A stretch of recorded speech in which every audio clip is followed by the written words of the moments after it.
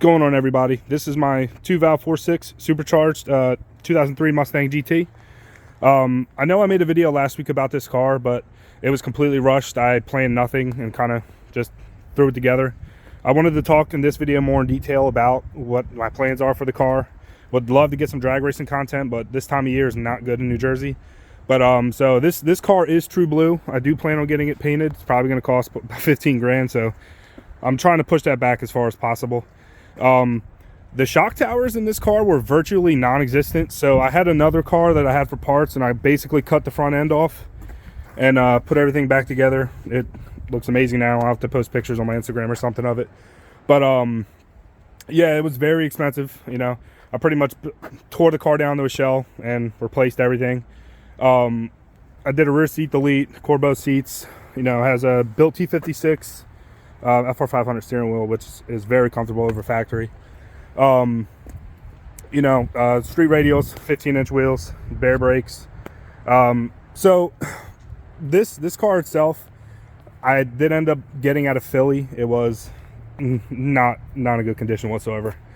I think I got the car for like $2 grand, probably like 3-4 years ago, and it sat around doing nothing. I drove it. It was a head and cam car for a little while, and then I ended up just, you know, tearing it apart and wanting to do it right. If you end up wanting to do a build like this, it's going to cost a lot of money, especially if you want to pay somebody to put the car together. I did end up getting a custom rotating assembly for this, so it is technically a 301. It's board 20 over. Mainly internals.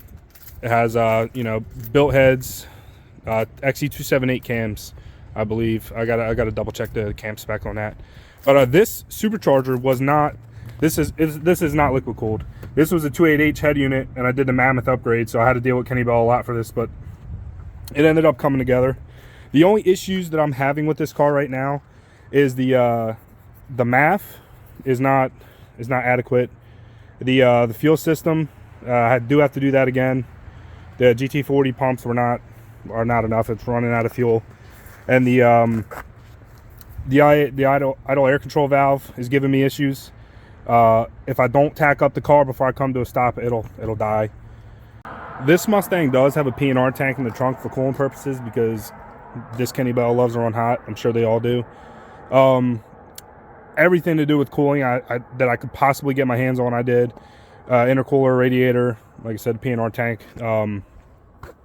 It does run fairly cool, like, ever since I did all that stuff. But like I said, there's still a decent amount that I do need to do on here before it's like it's fully ready. Obviously I need to get the cage in here. I can't do any drag racing because the car is too fast, unfortunately. But that'll be coming soon here. I know I've been getting a lot of questions also power-wise on this car.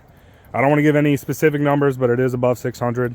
I would like to, my end goal, I think, horsepower-wise, would be like 900. And then I'll leave it there. I think that'll be enough for the street, because you don't really need much more than that, in my personal opinion, but other guys do want the power.